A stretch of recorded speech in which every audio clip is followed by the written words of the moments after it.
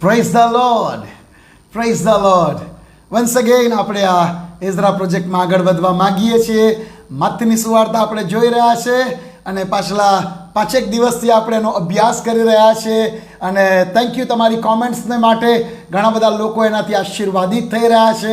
Personal પણ મને જે ફોન કોલ મળે છે ને ઉત્તેજનના શબ્દો તમે કહો છો એના માટે પુષ્કળ આભાર.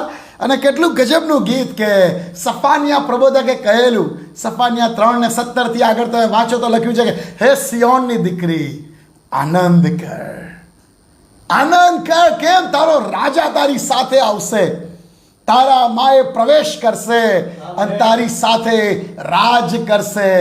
આખા વિશ્વનો રાજા એના દીકરાને દીકરીઓને એની સાથે રાજ્યાસન પર બેસાડે છે. Hallelujah, hallelujah. કેમ કે દેવે તારી શિક્ષા વેઠી લીધી છે અને દુશ્મનને પણ હરાઈ દીધો છે. રાજાઓનો રાજા, પ્રભુઓનો પ્રભુ, પરાક્રમી દેવ જે આપણી સાથે છે. હાલેલુયા.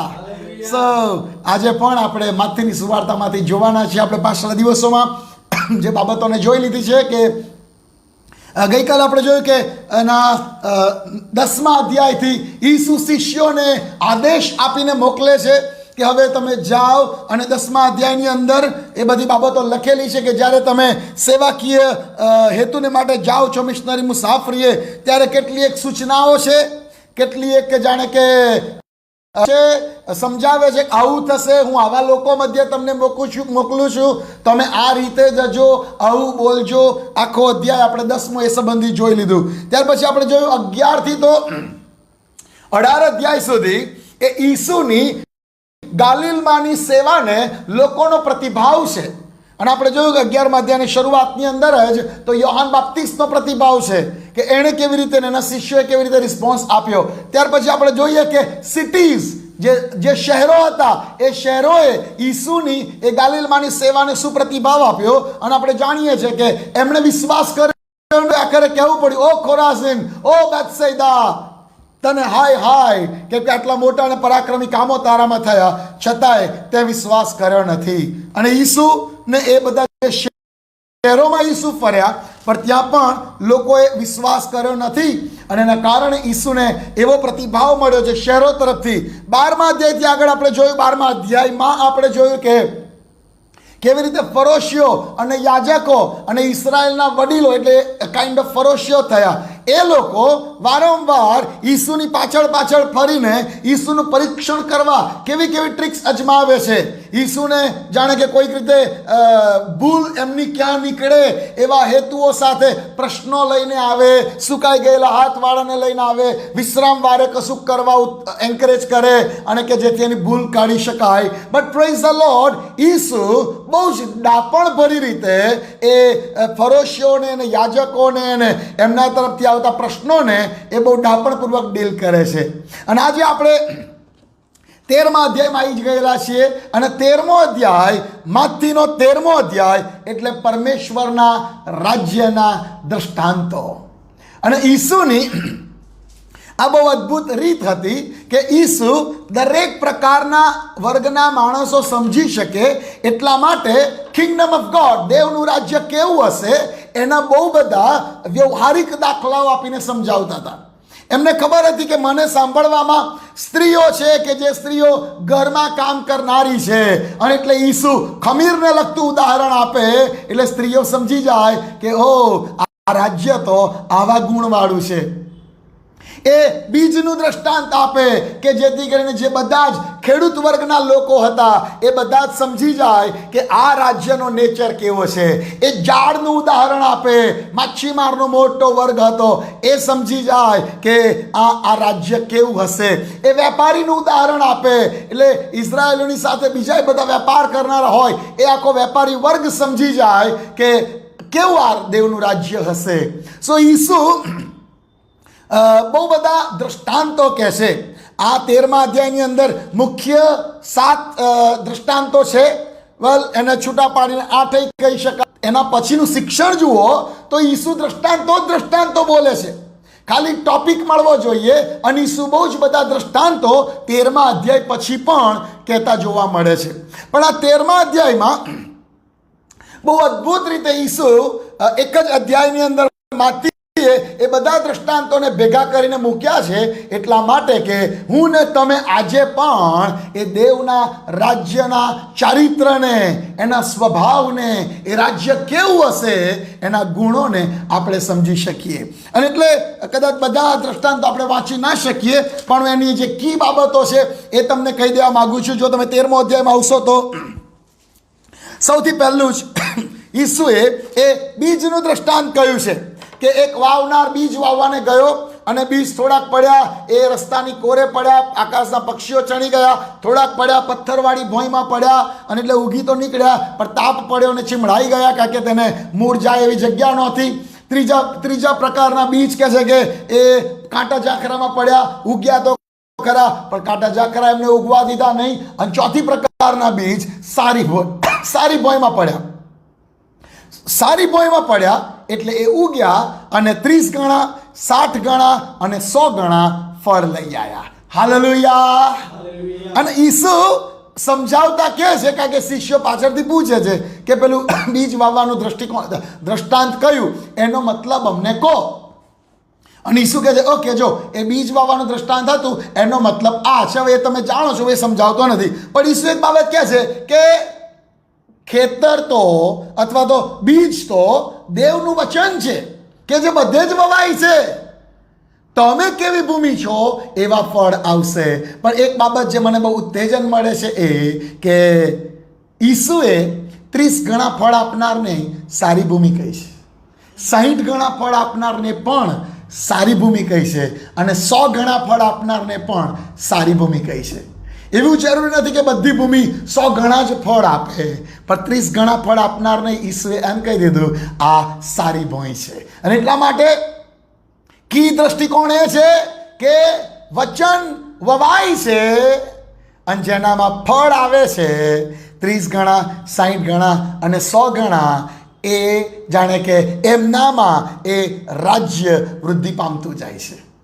વચનો બધા જ સાંભળે છે પણ જે જીવનની અંદર એ વચનના પરિણામો મળે છે, ફળ આવે છે, રાજ્ય એના જેવું છે. અને બીજી બધી બાબતો સમજાય છે. અત્યારે પેલું હું આના પર સંદેશો આપવા નથી માગતો એટલે એને બહુ લાંબુ કરવા નથી માગતો, પણ આનંદની વાત એ છે આ રાજ્યમાં થોડા ફળ આવ્યા ને તો ઈસુએ એમ કહી દીધું 30 ગણા ફળ્યા, પ્રેઝ ધ લોર્ડ, એ આ સારી ભોંય છે. 60 ગણા ફળ્યા, વેરી ગુડ, સારી ભોંય છે. 100 ગણા ફળ આવ્યા, વેરી ગુડ, સારી ભોંય છે. વાલા વખતથી આપણે પોતાને બીજાઓની સાથે સરખાઈએ ને કે પેલા સેવક જેવું મારતો એટલા બધા ફળ આને કેમ ના આવ્યા, મને કેમ ના આવ્યા. નો, તમે દરેક જુદા જુદા તેડાથી તેડાયેલા છો. સારી ભોંય બનો.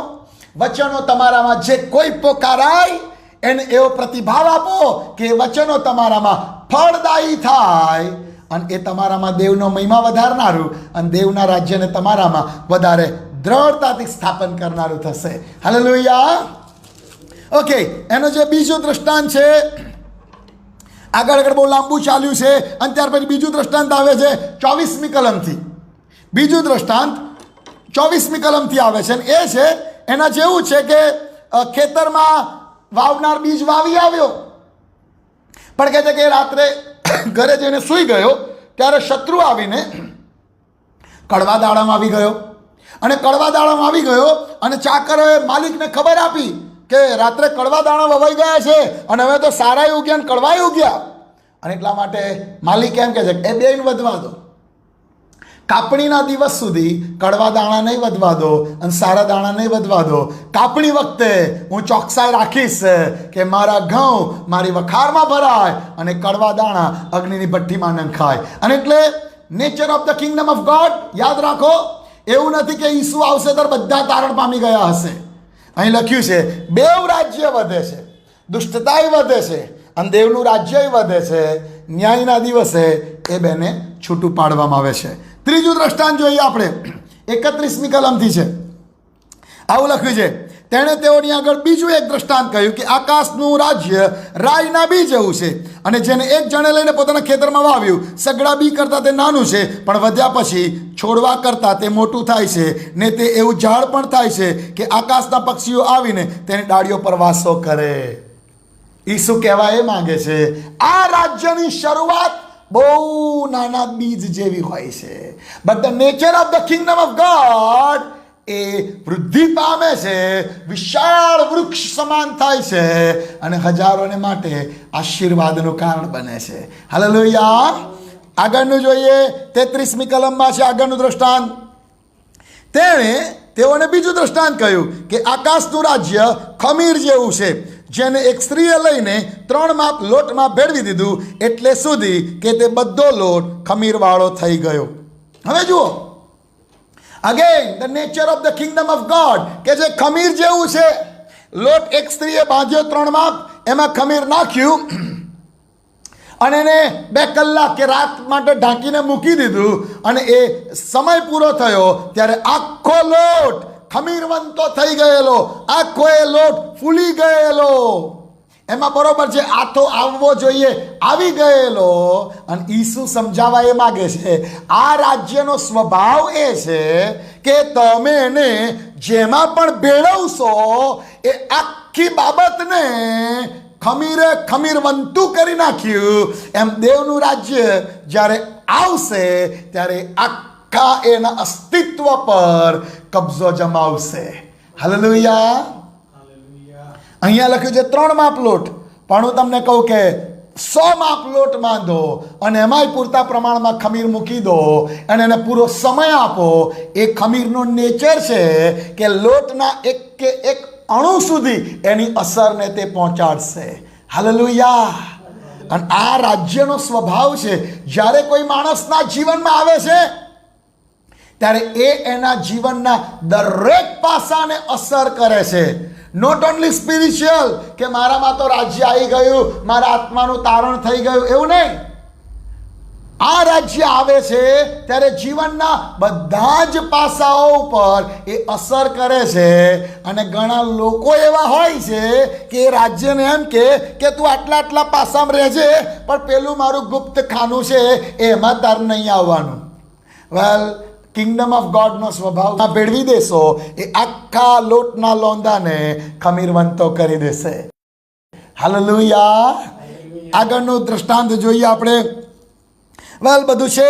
પછી આગળ પેલી બીજના દાખલાની સમજૂતી આપેલી છે. આપણે સીધા આગળ વધી જઈએ 44મી કલમમાં.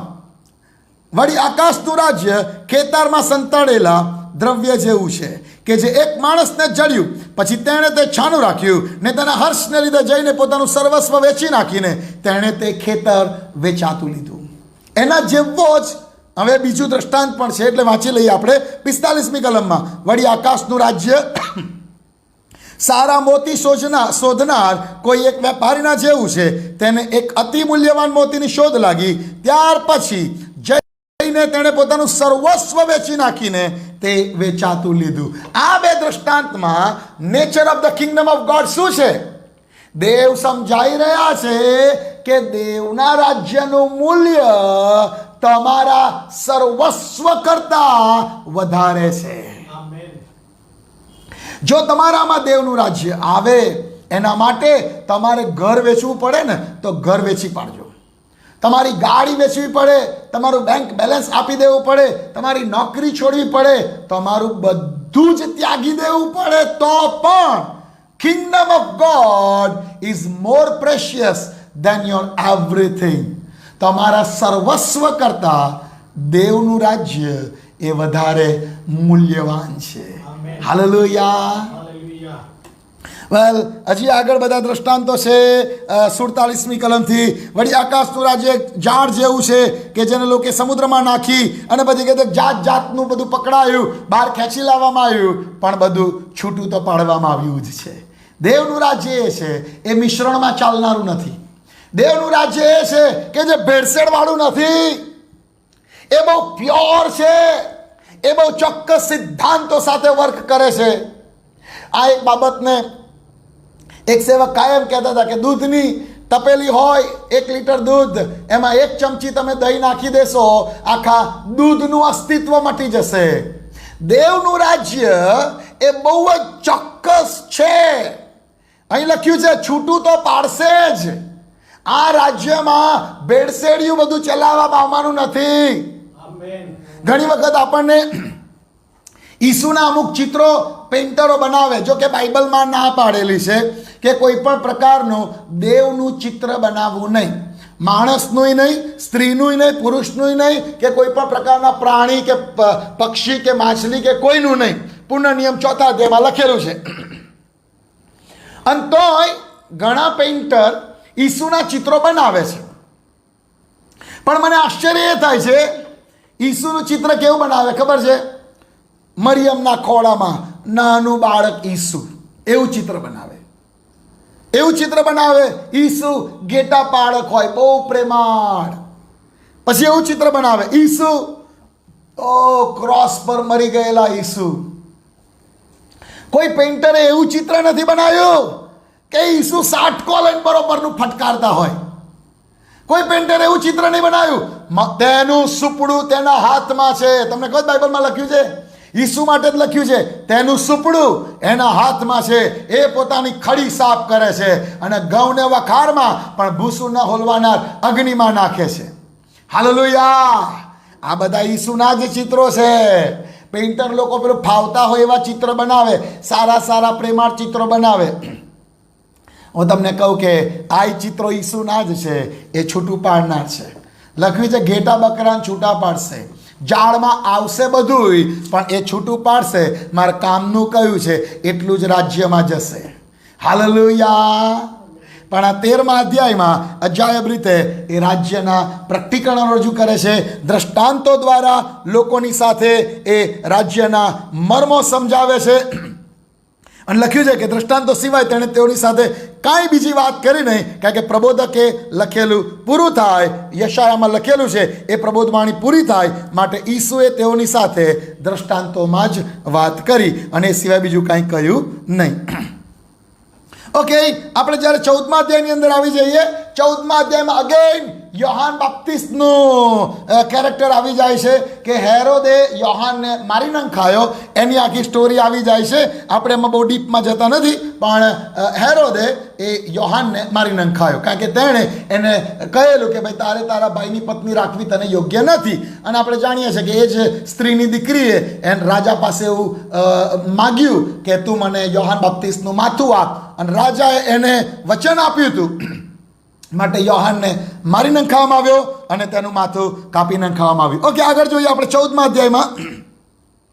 જો અગેન 14મી કલમમાં મેં આ કહેલું છે, અનેક વાર માથી આ વાતને નોંધે છે કે તેણે ઘણા માંદાને સાજા કર્યા, સઘળા રોગીઓને શુદ્ધ કર્યા. 14:14 અને તેણે નીકળીને ઘણા લોકોને દીઠા, ત્યારે તેઓ પર તેને દયા આવી અને તેણે તેઓમાંના માંદાઓને સાજા કર્યા. હાલેલુયા! ત્યાર પછી 5 રોટલી અને 2 માછલીનો ચમત્કાર છે. હાલેલુયા! કેટલા લોકોએ ખાધું? આશરે 5000 પુરુષો અને એ સાથે સ્ત્રીઓ અને બાળકો બધા જુદા. પણ 5 રોટલી અને 2 માછલીમાંથી આશરે 5000 લોકોને ઈસુએ જમાડ્યા. હાલેલુયા! ગમે એટલા લોકો હોય, આપણા પ્રભુ માટે પૂરું પાડવામાં કોઈ ખોટ પડે એમ નથી. અને આ બધા વચનો આજે આપણને બહુ બળ આપે છે. અરે ગમે એવું લોકડાઉન હોય, આપણો પુરવઠો આકાશમાંથી પૂરો પાડવામાં આવે છે. હાલેલુયા! આપણો પૂરું પાડનાર સૈન્યોનો દેવ યહોવા છે. હું ઘણીવાર શિક્ષણ આપતા કહું છું કે ભલે તમે નોકરી કરો છો અને નોકરી પરથી તમને 1 થી 3 તારીખમાં પગાર મળતો હશે, પણ પુનઃનિયમનું પુસ્તક એમ કહે છે તારો દેવ તને શક્તિ આપે છે કમાવા માટેની. અને એટલે તમારું પૂરું પાડનાર તમારી કંપની નથી. તમારું પૂરું પાડનાર એ તમારી કંપનીનો કોઈ બોસ કે એકાઉન્ટન્ટ નથી. બાઇબલ એમ કહે છે પૂરું પાડનાર યહોવા છે. અને જે યહોવાએ અરણ્યમાં 40 વર્ષ સુધી પોતાના લોકને પૂરું પાડ્યું, એ જ યહોવા આજે વિશ્વાસુ છે. હાલેલુયા! 5 રોટલી ને 2 માછલીનો ચમત્કાર છે. એ આપણે એમાં બહુ ડિટેલમાં જતા નથી. અને ત્યાર પછી એક બીજો ચમત્કાર આવે છે, ઈસુ પાણી પર ચાલે છે. હાલેલુયા! 22મી કલમથી આગળ તમે જોશો તો ઈસુ પાણી પર ચાલ્યા અને શિષ્યોની પાસે ગયા. પણ એક બહુ અજાયબ બાબત અહીંયા મને જે ગમે છે કે પહેલાં તો શિષ્યો જુએ છે તો કયો કોઈ ભૂત આવતું લાગે છે, ભૂત આવ્યું, ભૂત બી ગયા. અને પછી કોઈ કહે છે ના ના ના તો પ્રભુ છે. અને પિતર કે ના હોય પ્રભુ છે, જોવા તો બરોબર જોવા, અલા પ્રભુ જ છે. અને પિતર તરત કહે છે ઈસુ જો એ તમે હોય તો મને આજ્ઞા કરો, હું પાણી પર ચાલું. અને ઈસુ કશું ચર્ચા કરતા નથી કે જો ઊભો રહે તને હું સિદ્ધાંત સમજાવું ગુરુત્વાકર્ષણનો, કશું સમજાવતા નથી. ઈસુ ફક્ત એક જ શબ્દ કહે છે આવ. અને પ્રેઝ ધ લોર્ડ અહીંયા લખ્યું છે કે પિતર હોડી પરથી ઉતરીને ઈસુની પાસે જવાને પાણી પર ચાલવા લાગ્યો. હાલેલુયા. 29મી કલમમાં લખ્યું છે પિતર હોડી પરથી ઉતરીને ઈસુ પાસે જવાને પાણી પર ચાલવા લાગ્યો. અને બહુ ગજબનું લાગે છે કે માણસ પાણી પર ચાલીને ઈસુની પાસે જવા ગયો. નો મેટર એને પછી ધ્યાન આમ ગયું તેમ ગયું ને ડૂબવા લાગ્યો ને જે થયું એ. અને બહુ બધા પ્રીચર્સ પિતર ડૂબ્યો, પિતરે અવિશ્વાસ કર્યો, એના પર વધારે પ્રીચિંગ કરે છે. પણ વધારે સારી બાબત એ છે છોય ડૂબ્યો પણ ચાલ્યો ખરો. છોય એને આમ તેમ દ્રષ્ટિ કરી, છોય ડૂબ્યો. ઈસુ હતા ને, ડૂબવા નહીં દીધો. પણ હું તમને કહું એ ઘણા ડગલા પાણી પર ચાલ્યો. Praise the lord. અને આ એક બહુ અજાયબ બાબત છે. આજે જો તમે ઈસુને એમના જેવા કોઈ કામ કરવા સંબંધી કહો, પ્રભુ તમે આ કરેલું, આજે મારા હાથોએ પણ એમ થાવ, ઈસુ કોઈ ચર્ચા નહીં કરે. એ એમ કહેશે આવ, એ એમ કહેશે કર, મેં કર્યું છે, અરે વચન તો આપ્યું છે મારા જેવા ને મારા કરતા મોટા કામો કરશો. હું તમને કહું ખાલી વિશ્વાસ કરવાની આપણે જરૂર છે. ઈસુના જેવા અને ઈસુ કરતા મોટા કામો કરવાને આપણે તેડાયેલા છીએ. હાલેલુયા. અને એટલે પિતરના આ વિશ્વાસની વાતો ઓકે છે ને, વચનો સાચા જ છે, પણ મને તો વધારે ઇન્ટરેસ્ટ એમાં પડે છે પિતર ચાલ્યો પાણી પર. હાલેલુયા. ઓકે, ત્યાર પછી આગળ આપણે જોઈએ તો અગેન પેલું રિપીટ થાય છે. 36મી કલમમાં જુઓ અને આપણે વાંચીએ 34મી કલમથી વાંચીએ. અને તેઓ પાર ઉતરીને ગન્નેસરેત દેશમાં આવ્યા. જ્યારે તે જગાના લોકોએ તેને ઓળખ્યો ત્યારે તેઓએ તે આખા દેશમાં ચોતરફ માણસોને મોકલીને બધા માંદાઓને તેની પાસે આણ્યા. અને તેઓએ તેને વિનંતી કરી કે કેવળ તારા લુગડાની કોરને જ તું અમને અડકવા દે. અને જેટલા અડક્યા તેટલા સાજા થયા. હાલેલુયા. અને પ્રેઝ ધ લોર્ડ. લોકોએ જો આ પેલું ગન્નેસરેતના કિનારે ઈસુની ખ્યાતિ ફેલાઈ ગયેલી, એક ભૂત વળગેલાને સાજો કર્યો છે અને એ ખ્યાતિ આખા એ પ્રાંતમાં ફેલાઈ ગઈ છે. અને ઈસુ ત્યાં આવે છે અને ચારે બાજુથી ગામે ગામથી માંદાઓને બોલાવી લાવવામાં આવે છે. અને પ્રેઝ ધ લોર્ડ. ઈસુએ રાહ જોઈ, કશો વાંધો નહીં, બોલાવી લાવો જાઓ. અને બધા આવ્યા. અને ઈસુ કહે છે કે હવે તમે ખાલી શાંતિથી બેસો, બધાને તમારા લુગડાની કોડને અડકવા દો.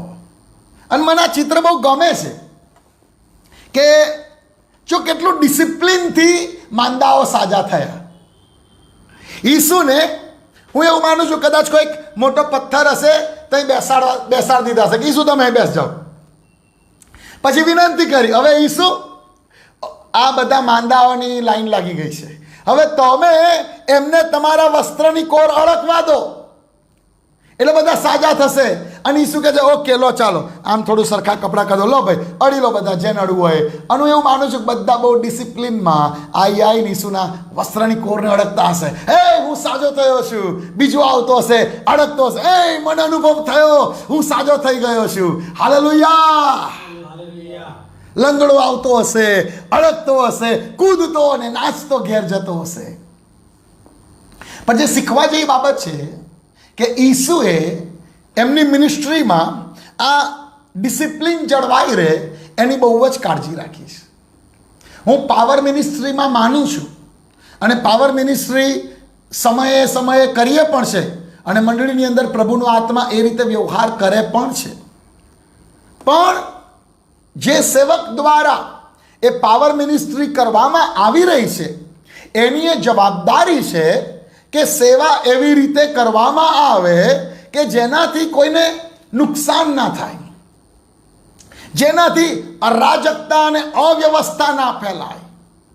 અને આ બાબત એ જે તે સેવક પ્લેટફોર્મ પરથી સેવા આપી રહેલો છે એની જવાબદારી છે. ગમે છે બધા વક્તાઓને કે આમ હાથ કરીએ ને બધા એક સાથે પડે ને બહુ ગજબની વિડીયો આવે ને એ બધું સારું લાગે છે. હું એની વિરુદ્ધમાં નથી. પવિત્ર આત્માની હાજરીમાં માણસો પડી જાય છે અને હું એની વિરુદ્ધમાં નથી. પણ ઘણી જગ્યાઓએ સેવકની એ જવાબદારી હોય છે કે સેવા કરવામાં તો આવે પણ એ એવી ડિસિપ્લિનમાં અને એવી યોગ્યતામાં કરવામાં આવે કે જેથી કરીને કોઈનું એ નુકસાન ના થાય અને છતાંય સઘળા લોકો એ સેવાનો આશીર્વાદ મેળવી શકે. હાલેલુયા. એક જગ્યાએ ઈસુ એ પ્રમાણે કહ્યું છે, પેલા ભૂત વળગેલો વધારે ને વધારે બૂમો પાડતો હતો અને કહ્યું પણ ઈસુએ તેમને બોલવા દીધા નહીં. પિતરની પાછળ અને પાઉલની પાછળ પિતરની પાછળ માફ કરશો પાઉલની પાછળ ફિલિપ્પીની સીમમાં જુવાન દાસી ઓકે બૂમો પાડતી હતી, જો પરાત્પર દેવના દીકરાઓ છે. અને પાઉલે તરત જ એને શાંત કરતા કહ્યું, અરે અશુદ્ધ આત્મા એનામાંથી નીકળ. ઈસુએ ભૂતોને બોલવા દીધા નથી. અને એટલે એ સેવા ઈસુ પોતે આપણને શીખવે છે. સારી વિડીયો આવે એટલે હું ભૂત જોડ વાત કરું, હા કઈથી આવેલું, લો ભાઈ વિડીયો લેજો બરોબર, હા કઈ બાજુથી આવેલું તું, તારું નામ શું, લેજો બરોબર, હા કેટલા છો તમે. મિનિસ્ટ્રી અગત્યની વસ્તુ છે. માણસો આશીર્વાદિત થાય એ અગત્યની વસ્તુ છે. સેવકનો પ્રચાર થાય એના કરતાં દેવનો મહિમા થાય એ વધારે અગત્યની વસ્તુ છે. અને આગળ આવશે આપણે જોઈશું. એ કલમ જોવી હોય તો જોઈ પણ લઈએ. ચાલો આ જ પાના પર છે એટલા માટે હું તમને કહું છું. વાંચીએ આપણે એની 15મા અધ્યાયની 29મી કલમથી આગળ વાંચ્યું. જો 15મા અધ્યાયની 29મી કલમથી આગળ. ત્યાર પછી ઈસુ ત્યાંથી નીકળીને ગાલિલના સમુદ્ર પાસે આવ્યો અને પહાડ પર ચડીને તે ત્યાં બેઠો અને પાંગડાઓને, આંધળાઓને, મૂંગાઓને, ટુંડાઓને તથા બીજા ઘણાઓને પોતાની સાથે લઈને ઘણા લોકો તેની પાસે આવ્યા અને ઈસુના પગ પાસે તેઓએ તેમને મૂક્યા ને તેણે તેઓને સાજા કર્યા. અને જ્યારે લોકોએ જોયું કે મૂંગાઓ બોલતા થયા છે, ટુંડાઓ સાજા થયા છે, પાંગડાઓ ચાલતા થયા છે અને આંધળાઓ દેખતા થયા છે, ત્યારે તેઓ આશ્ચર્ય પામ્યા ને ઈસરાયેલના દેવની તેઓએ સ્તુતિ કરી. આ પરિણામ આવે એ બહુ જરૂરી છે.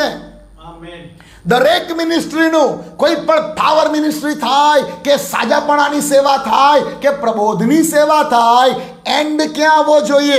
એન્ડ આવવો જોઈએ કે તેઓએ ઈસરાયેલના દેવની સ્તુતિ કરી. જે બહુ મહત્વની બાબત હાલના સેવકોએ સમજવાની જરૂર છે આ છે કે સેવા દેવે મને સોંપી છે, કૃપાદાન દેવે મને સોંપ્યું છે, પણ હાઉ ટુ હેન્ડલ ઇટ એ સેવકના પોતાના હાથમાં છે. એ સેવકના પોતાના હાથમાં છે કે મારે બરોબરનું બધાને પડાપડ કરાવી દેવી, એક બીજા પર પડે, બીજો ત્રીજા પર પડે, કોઈકનો પગ ભાંગી જાય, કોઈકને આમ થાય. નો, યાદ રાખો, પડાપડ થાય હું એનો વિરોધી નથી. એક સમય હતો પવિત્ર આત્મા એનો મને બહુ અસાધારણ અનુભવ આપેલો છે. પણ આ બાબત પણ ઈશ્વરના વચનોમાંથી આપણે શીખેલા છીએ કે દરેક સેવા એ એની શિસ્તમાં, એની યોગ્યતામાં, વ્યવસ્થિત રીતે, સુવ્યવસ્થામાં એ સેવાઓ કરવામાં આવે એ બહુ જરૂરી છે. ઘણી વખતે ભૂત વળગેલા માણસ કરતા તો ભૂત કાઢનારની બૂમો વધારે હોય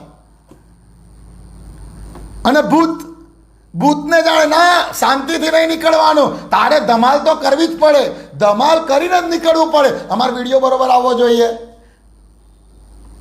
ઈસુએ તો બોલવાય ના દીધા, ઈસુએ તો બધું માંદાઓ સાજા થયા. આ બહુ જ ઇમ્પોર્ટન્ટ વસ્તુ છે અને આજના સમયની મંડળીએ આ બાબતને સમજવી બહુ જરૂરી છે. હા, માંદાઓ સાજા થયા, હા એ લંગડાઓ ચાલતા થયા. Praise the lord. એન્ડ શું આવવો જોઈએ? સગડાએ ઇસ્રાયેલના દેવની સ્તુતિ કરી. હાલેલુયા. આ આપણી સેવકોની જવાબદારી છે, પરિપક્વ મંડળીની જવાબદારી છે કે આપણે એ સગડા કૃપાદાનોનો ઉપયોગ દેવના મહિમા માટે કરીએ. ઓકે, આગળની બાબતો આપણે જોઈએ. 14મો અધ્યાય ત્યાં આગળ પૂરો થઈ જશે. 15મા અધ્યાયની અંદર આપણે જોઈએ તો ઓલરેડી મેં એવા બાબતો થોડી તમને શીખવાડી છે કે જ્યારે ફરોશીઓ અને શાસ્ત્રીઓ સંબંધી શીખવાડતો હતો કે તેઓ વડીલોના સંપ્રદાય પ્રમાણે બધું જ કરાવવાને પ્રયત્ન કરતા હતા. એટલે 15મો અધ્યાય એ વડીલોના સંપ્રદાય પ્રમાણેનો છે અને એ બધી બાબતો ચર્ચાઓ ઈસુને થાય છે. અને પછી ઈસુ અને 14મી કલમમાં લખ્યું છે 15:14 તેઓને રહેવા દો, તેઓ આંધળા દોરનારા છે અને જો આંધળો આંધળાને દોરે તો બંને ખાડામાં પડશે. આ બધા બીજા ધર્મના કે બીજા અમુક મહાત્માઓ જે કહેવાય છે કે એવા મહાપુરુષો કહેવાય છે, એમના વાક્યોનું મૂળ જોવા જશો ને તો બાઇબલમાં જ મળશે. આ કલમ અખાના છપ્પામાં જોવા મળે છે આપણા ગુજરાતી સાહિત્યમાં. આંધળો સસરો ને સરંગટ વહુ એમ કથા સાંભળવા ચાલ્યું સૌ કોઈ. સસરો આંધળો છે અને તોય વહુ આટલું આઘું ઓળીને કે લો બાપુજી તમને કથામાં લઈ જાઓ, તો કે બે ખાડામાં નહીં પડે. મૂળ કઈ આવ્યું? અહીં આવ્યું. બે આંધળા દોરનારા છે અને દોરાનારા આંધળા છે, ખાડામાં પડશે. બહુ ઇમ્પોર્ટન્ટ છે કે આ બાબતોને આપણે સમજીએ. અને એટલા માટે સમજીએ આપણે કોની પાછળ ફોલો થઈ રહ્યા છે. વાલાઓ, આ યાદ રાખો અને આગળ આવે છે, મારા શિક્ષણમાં જ આવે છે, આજે જ આવશે કે તમે કોની પાછળ ચાલો છો ને એ સંબંધી બહુ ચોક્કસ હોવા જરૂરી છે. ઘણી વખતે મંડળીના માણસો એના આગેવાનની પાછળ ચાલે છે અને પછી કશુંક નાનો પ્રોબ્લેમ થાય એટલે કે ના, હવે આ આગેવાન પાછળ નહીં ચાલવું, હવે આપણે ભાઈ મંડળી બદલો, ચલો પેલી ફલાણા ભાઈની મંડળીમાં જાવ હવે આપણે. પછી ત્યાંય જાય, પછી ત્યાંય કશોક નાનો પ્રોબ્લેમ થાય, પછી કે ના ના ના અહીંયા તો આવું ના ચાલે, હવે અમારા છોકરાને આવો ચાન્સ નહીં આપતા, એટલે પછી હવે બીજી મંડળી બદલી નાખે. હવે સમજો કે બહુ ઇમ્પોર્ટન્ટ બાબત એ છે તમે જેની પાછળ ચાલો છો, જેને તમે તમારો આત્મિક આગેવાન માનો છો, એના માટે તમારા અંતઃકરણમાં તમને ખાતરી હોવી જરૂરી છે આ દેવનો અભિષિક્ત છે. એ ખાતરી મેળવી લો, ના મેળવેલી હોય તો, કે આ દેવનો અભિષિક્ત છે અને એની પાછળ હું ચાલીશ છે, એના પર યહોવાનો હાથ છે, એના પર દેવનું અનોઇન્ટિંગ છે, એના પર દેવનું તેડું છે. આ કન્ફર્મ થઈ જાવ પછી ચાલો તો તમને નેગેટિવ બાબતો નહીં દેખાય, પણ દેવના માર્ગમાં તમે વધારે સારી રીતે ચાલી શકશો. હાલેલુયા. બાકી નાની નાની બાબતોમાં પ્રશ્નો સંઘર્ષો થયા જ કરશે અને તમે સ્થાપન નહીં થઈ શકો. અહીંયા લખ્યું છે આંધળા દોરનારા હતા અને માણસો એમની પાછળ દોરવાતા થાય અને ઈસુ કહે છે ઓ ભાઈ એ ખાડામાં પડશે અને એની પાછળ ચાલનારાય ખાડામાં પડશે. અને એટલે બહુ જ જરૂરી છે કોનાથી આપણે દોરવાઈએ છીએ. ઓકે, આગળ આપણે જોઈએ તો બધું ઈસુ સમજાવે છે કે ભાઈ કઈ બાબતો માણસને વટાડે છે, કારણ કે સાંપ્રદાયિકતાને લગતા પ્રશ્નો હતા કે તમે વડીલોના સંપ્રદાયનું કેમ ઉલ્લંઘન કરો છો, હાથ ધોયા વગર ખાવ છો, ને એ બધી બાબતો છે. પણ એ બધી બાબતો મધ્યે પેલી કનાની સ્ત્રીનો ચમત્કાર થાય છે કે કનાની સ્ત્રી ઈસુની પાછળ દોડતી ફરે છે કે ઈસુ મારી દીકરીને સાજી કરો, એને ભૂત વળગેલું છે. અને ઈસુ કહે છે ના ના ના ના, જો હું તો ઇસરાયેલના બાળકો પાસે આવ્યો છું અને છોકરાની રોટલી લઈને કૂતરાને થોડી ના ખાય. અને આ કનાની સ્ત્રી મને બહુ ગજબનું એનો વિશ્વાસ, એનું ચારિત્ર દેખાય છે. અને ઈસુ કહે છે આવો વિશ્વાસ ઇસરાયેલમાં નથી જડતો. હાલેલુયા. એને ઈસુએ એમ કહી દીધું કે છોકરાની રોટલી લઈને કૂતરાની આગળ નાખવામાં આવે, એમ કહીને કનાની સ્ત્રીને ઈસુએ જાણે કૂતરી કહી દીધું. અને એ સ્ત્રી તાચકો ચડાઈને જતી નહીં રહેતી. ના ના ના, હવે કૂતરી કહ્યું ને, હારતા છોયમાં છોકરી છોય ભૂત વળગી લઈ બીજા ભુવા જોડ લઈ જઈશ, પણ હવે તમારી જોડ નહીં કરાવું. જા, એણે કશું કર્યું નહીં. છોય મને આમ કહ્યું, આજે મારો ચમત્કાર હું લઈને જંપીશ. હાલેલુયા. અને એણે કહ્યું, ઈસુ મેજ પર પડેલા ટુકડા તો કૂતરા ખાય ને. અને ઈસુ કે, ભાઈ તારો વિશ્વાસ તો બહુ ખતરનાક છે, અને એટલા માટે તું જે ચાહે છે એ તારા હકમાં કરવામાં આવશે. અને તરત જ કહે છે કે તેની દીકરી સાજી થઈ ગઈ. હાલેલુયા. જો લખ્યું છે 28મી કલમમાં, ત્યારે ઈસુએ તેને ઉત્તર દીધો કે ઓ ભાઈ, તારો વિશ્વાસ મોટો છે, જેવું તું ચાહે છે તેવું તને થાવ. અને તે જ ઘડીએ તેની દીકરી સાજી થઈ. વાલાઓ, યાદ રાખો, ખાલી વિશ્વાસ રાખો, તમે જેવું ઈચ્છો છો ને એવું દેવ કરવાને તૈયાર છે. ભલે ઈસુના સિદ્ધાંતોની વિરુદ્ધનો ચમત્કાર હતો. ઈસુ એકવાર તો બોલ્યો ગયા કે ભાઈ હું સાજી નહીં કરું. અને ઈસુ તો સાચું તો કહું, એ સ્ત્રી બાજુ જોતાય નહોતા. ઈસુ તો સીધું સીધું ચાલતા હતા. અને શિષ્યો કહે છે કે ઈસુ હવે આટલા બધા કડક ના થશો ને, પેલી બાઈ કારની પાછળ બૂમો પાડતી ફરે છે, જરાક જોઈ લો ને. અને ઈસુ શિષ્યોને કહે છે, છોકરાની રોટલી એનું કૂતરામને નાખું. હું તમને કહું, પણ આખરે ઈસુ પોતે એમ કહે છે, ઓ ભાઈ, તારો વિશ્વાસ મોટો છે, અને માટે તું જેવું ચાહે છે ને એવું તારા માટે કરવામાં આવશે. વાલાઓ, બહુ વિશ્વાસ એનામાં એટલી બધી તાકાત છે કે અસાધારણ આશીર્વાદો ખેંચી લાવે, અસાધારણ સાજાપણું ખેંચી લાવે. વિશ્વાસમાં એ તાકાત છે. અને આ કનાની સ્ત્રીએ એની દીકરીનો ચમત્કાર ઈસુ પાસેથી ખેંચી જ લીધો. હાલેલુયા. ઓકે, પછી બધાને સાજા કરી દીધા, દેવની સ્તુતિ થઈ. અને ત્યાર પછી ફરી પેલો ચમત્કાર રિપીટ થાય છે કે 5 રોટલી ને 2 માછલીનો જે ચમત્કાર થયેલો, અહીંયા આગળ ફરીથી એવું છે કે આશરે 4000 જેટલા માણસો હતા, અને 7 રોટલી અને થોડીક માછલીઓ હતી, નાની માછલીઓ, અને એનાથી 4000 કરતાં વધારે માણસોએ ખાધું. યાદ રાખો, પ્રભુ જ્યાં હશે ને ત્યાં ખોટ નહીં પડે. જ્યાં દેવની હાજરી હશે, યાદ રાખો, એ પુરવઠો સ્વર્ગ સાથે કનેક્ટ થયેલો હશે અને ખોટ ક્યારેય નહીં પડે. આપણે થોડુંક ઝડપથી આગળ વધીશું. ત્યાં ફરીથી ચમત્કાર થયો, જ્યાં આશરે 4000 સ્ત્રી, પુરુષો અને છોકરા બધા હતા. અને 16મી કલમમાં અગે શાસ્ત્રીઓ આવીને કહે છે કે અમને ચિહ્ન દેખાડ. ઈસુ કહે છે, ભાઈ, યુના વગર બીજું કોઈ ચિહ્ન હવે તમને મળવાનું નથી. અને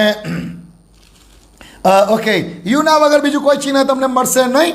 અને ત્યાર પછી ઈસુ આગળ આવી જાય છે અને 16મા અધ્યાયની 13મી કલમમાં ફિલિપ્પીની સીમમાં આવી જાય છે.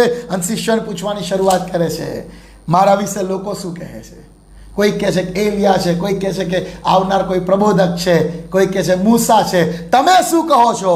અને પીતર કહે છે, અરે તું તો મસીહ, જીવતા દેવનો દીકરો છે. અને ઈસુ કહે છે કે લોહીએ તથા માસે નહીં, આકાશમાંના બાપની પ્રેરણાથી તું આ બોલ્યો છું. મંડળી, યાદ રાખો, આજે પણ જો તમે ને હું ઈચ્છીએ તો દેવના આત્માની પ્રેરણાથી બધું બહુ બોલી શકીએ છીએ. જે વાત જે સમયે દેવના આત્માએ પિતરને પ્રગટ કરી, આજે એ જ આત્મા નાની નાની જગ્યાઓએ એ બાપની ઈચ્છા શું છે એ તમને મને પ્રગટ કરવા તૈયાર છે. હવે આપણા પર નિર્ભર છે, આપણે લોહીને માંસનું બોલવા તત્પર થઈએ છીએ કે આકાશમાંના બાપની પ્રેરણા પ્રમાણે બોલવા તત્પર થઈએ છીએ. તમારો પડોશી તો તમારી જોડે ઝઘડો કરવા માંગે છે, પણ તમે લોહીને માંસથી જવાબ આપવા માંગો છો કે આકાશમાંના બાપની પ્રેરણાથી જવાબ આપવા માંગો છો? આજે પણ એ શક્ય છે કે લોહીને માંસ બાજુએ રહે અને આકાશમાંના બાપની પ્રેરણા પ્રમાણે દેવના માણસો બોલવા માંડે. હાલેલુયા. ઓકે, આગળ આપણે ઝડપથી વધી જઈશું. હવે ઈસુ 16મો અધ્યાય આવી ગયો છે અને ઈસુ અમુક વાતો કહેવા માંડે છે કે ભાઈ જુઓ હવે મારો ગયો છે અને બધાને બહુ પ્રોબ્લેમ થાય. પિતરનો તો ખાસ થાય છે યાર, હજુ 33.5 વર્ષ થયા છે, હજુ આપણી સંસ્થા ચાલુ કરી, મિનિસ્ટ્રી ચાલુ કરે માંડ 3-3.5 વર્ષ થયા છે, હજુ તો ગજબની સેવાઓ આપણે કરીશું અને ઈસુ કે ના બસ હવે મારે પકડાઈ જવાનો ને મારી નંખાવાનો સમય આવી ગયો છે ને પિતર તો બાજુ પર લઈ જઈને ધમકાવે છે કે ઈસુ આ બધું ના બોલશો તમે. પણ હું તમને કહું, ઈસુ એમ કહે છે, ઓ શૈતાન મારી પાસેથી દૂર ચાલ્યો જા. 23મી કલમમાં જુઓ, પણ તેણે પાછા ફરીને પિતરને કહ્યું, અરે શૈતાન મારી પછવાડે જા, તું મને ઠોકરરૂપ છે, કેમ કે દેવની વાતો પર નહીં પણ માણસોની વાતો પર તું ચિત્ત લગાડે છે. વાલાઓ યાદ રાખો, તમારા સગાવાલા, તમારી બહુ નજદીકની વ્યક્તિનો પણ શૈતાન ઉપયોગ કરી શકે છે દેવના ઈરાદાથી તમને ડાયવર્ટ કરવા માટે. અને એટલા માટે તમારા કાન જે કોઈ વાતો સાંભળે છે એના પર પવિત્ર આત્માનું ફિલ્ટર લગાવો કે તમે સમજી જાઓ કે આ વાત દેવના આત્મા તરફથી આવી કે શૈતાન તરફથી આવી. હું તમને કહું, ખુશામત કરનારા બધા બહુ હોય છે માણસો કે જે તમને ચણા ઝાડ પર ચડાવી જ દે, પણ તમને એ પવિત્ર આત્માનું ફિલ્ટર કાનો પર હોય એ જરૂરી છે કે જ્યાં તમને ખબર પડે કે ખરું શું છે અને આત્માનું શું છે અને શૈતાન તરફથી શું છે અને દેવના ઈરાદા વિરુદ્ધનું શું છે એ તમે પારખી શકો. 17મા અધ્યાયથી બહુ જબરજસ્ત ઈસુનું રૂપાંતર થયું છે. 17મા અધ્યાયમાં ઈસુ પહાડ પર પ્રાર્થના કરવા જાય છે, પિતર, યોહાન, યાકૂબને લઈને, અને એ 3 તો ઊંઘમાં પડે છે, પણ ઈસુનું બહુ અસાધારણ રીતે જાણે કે રૂપાંતર થાય છે અને શિષ્યો એમની આંખોએ જુએ છે ઈસુનું રૂપાંતર થઈ ગયું. આ એક બહુ મોટો મર્મ છે અને બધા બહુ પ્રકટીકરણો આપી શકાય એમ છે, પણ આપણે સમયના અભાવે એની બહુ ડિટેલ સ્ટડીમાં જોતા નથી. પણ મૂસા અને એલિયા આવે છે ઈસુને મળવા. હવે આ બહુ પ્રોફેટિક ચિત્ર છે. કેમ મૂસા અને એલિયા જ આયા? કારણ કે એ બેના આત્માઓ દેવની પાસે હતા. એ સિવાયના બધા આત્માઓ એ શૈતાનના બંદી હતા, પણ મૂસા, એલિયા અને હનોખ એમના આત્માઓ દેવની પાસે હતા. અને મૂસા અને એલિયા આવે છે અને ઈસુનું યરુશલેમમાં મરણ કેમનું થશે એ વાતો ઈસુની સાથે કરે છે. અને આ બધું બહુ ગજબનું છે કે માણસોને, મરી ગયેલા પણ એ માણસોને દેવ પાછા મોકલે છે ઈસુની સાથે વાત કરવા, કે તે ઈસુને કહે કે જુઓ યરુશલેમમાં તમારું મરણ કેવી રીતે થવાનું છે. આ બહુ પ્રોફેટિક છે અને બહુ ગજબનો એક મંડળી સંબંધીનો સિદ્ધાંત રજૂ કરનારી બાબત છે. અને આજે પણ એવું શક્ય છે. આપણે વારંવાર જોઈએ છે કે અને ઈસુને બળ આપવાને એક દૂત આવ્યો ગેત્સેમાની વાડીમાં. આપણે જૂના કરારમાં જોઈએ છે એક દૂત આવીને તેને બળ આપવા લાગ્યો. આજે તમારો દૂત દેવે રાખી મૂકેલો છે, જે પરિસ્થિતિઓ અને સમયોએ તમારી પડખે આવીને ઊભો રહે અને તમને બળ આપે. હાલેલુયા. ઓકે, અને ત્યાર પછી આગળ ફરીથી ચમત્કાર આવે છે કે એક દીકરાને ફેફડાનું દર્દ હતું. એકચ્યુઅલી ફેફડાનું દર્દ હતું જ નહીં, અશુદ્ધ આત્મા હતો. ઈસુ અશુદ્ધ આત્માને કાઢે છે અને દીકરો સાજો થઈ જાય છે. આગળ જાઓ તો પેલું કર નાખવા સંબંધી આવે છે, મંદિરના કર સંબંધીની બાબત છે. અને 18મા અધ્યાયમાં એક બહુ મહત્વનો સિદ્ધાંત ઈસુ શીખવાડે છે કે પરમેશ્વરના એની પાસે પ્રશ્ન આવે છે શિષ્યો તરફથી કે દેવના રાજ્યમાં સૌથી મોટું કોણ? હવે આ શિષ્યોમાં પ્રોબ્લેમ કાયમ ચાલ્યા કરતો હતો. અત્યારે જો કે હું પૂછું ને મંડળીમાં કે ચલો દેવના રાજ્યમાં સૌથી મોટો કોણ, તો અમારી મંડળીમાં કોઈ એવું નહીં કહેતું કે હું છું સાહેબ હું છું, એવું કોઈ નહીં કહેતું. બધા એમ કે પેલો એક એમ કે ભાવેશભાઈ એમ કે પેલા ભાઈ, અને પેલા ભાઈ એમ કે પેલા આપણા અંકલ ધીરજ અંકલ, અને એ એમ કે પેલા, અને પછી કોઈ કે ના તમે સાહેબ તમે. શું અત્યારની મંડળીમાં જો પૂછવામાં આવે તો એવું નથી થતું, પણ શિષ્યો મધ્ય થયા કરતું હતું કે આપણામાં મોટો કોણ, એવી ચર્ચાઓ કરતા હતા પાછા. અને જુદી જુદી ચર્ચાઓ કરે પિત્તર કે બોલો કેફા કોને કહ્યું, પણ આપણને જ કહ્યું ને, અને ચાવીઓ કોને આપવાનું કહ્યું? એટલે સમજી જ જવાનું તમારે બધાએ. એટલે ભાઈ યોહાન કે જો ભાઈ સૌથી વધારે પ્રેમ મારા પર રાખે, છાતી અઢેલીને હું બેઠેલો છું. એટલે બધી ચર્ચાઓ એવી ચાલે, અને 2 જણા તો એવાય નીકળ્યા કે ઘેર જઈને મમ્મીને બોલાવી લાયા. મમ્મી તું ક્યાં હોય ઈસુને? તે મમ્મી નહીં બોલાવી લાયા. જો જોવું હોય તો તમારે કે 20મા અધ્યાયમાં આવી જાઓ, 20મા અધ્યાયની 20મી કલમથી. ત્યારે જબ્દીના દીકરાઓની માએ પોતાના દીકરાઓની સાથે તેની પાસે આવીને તથા પગે લાગીને તેની પાસે માગ્યું. પાછું બહુ પ્રામાણિકતાથી, બહુ નમ્રતાથી ઈસુના પગે પડ્યા, અને પછી કે ઈસુ કશુંક માગવું છે. અને તેણે તેને કહ્યું કે તું શું માગે છે? તે મમ્મી તેને કહે છે કે મારા 2 દીકરા તારા રાજ્યમાં, એક તારે જમણે હાથે ને બીજો તારે ડાબે હાથે બેસે, એવી આજ્ઞા પહેલા કરી દે. એટલે પછી કે લડાલડ ના થાય. અને ઈસુ સમજાવે છે કે ભાઈ તું શું માગે છે ને એ તું સમજતી નથી, કારણ કે હું જે પ્યાલો પીવાનો છું ને એ તમે પી શકો છો? તો બધા શિષ્યો ડાયા થઈને કે હા અમે પી શકીએ છીએ. પણ હું તમને કહું, મમ્મીને લઈ જાય મેળ નહીં ખાય. અને મેં બહુ બધા ઘરમાં આવું જોયું છે. અમે કોઈ ઘરમાં જઈએ ને સુવાડતા માટે, એટલે પેલી ઘરની સ્ત્રી એમ કે હા સાહેબ, હો એમને સુવાડતા આલો, બહુ દારૂ પીવે છે, હા એમને કશુંક કહો. અને અમને એમ થાય કો બેન તમને સુવાડતાની તો જરૂર છે, અને તમારામાંય બહુ બધા ફેરફાર આવ્યાની જરૂર છે, અને તમારાય પાપ માફ કરવામાં આવ્યાની જરૂર છે. ઘણી વખતે સ્ત્રીઓ કે ઘણા માણસો એવા હોય છે, એ પોતાને તો પવિત્ર જ જુએ અને કે હા સાહેબ આને કશું કહો, આને સુધરવાની બહુ જરૂર છે.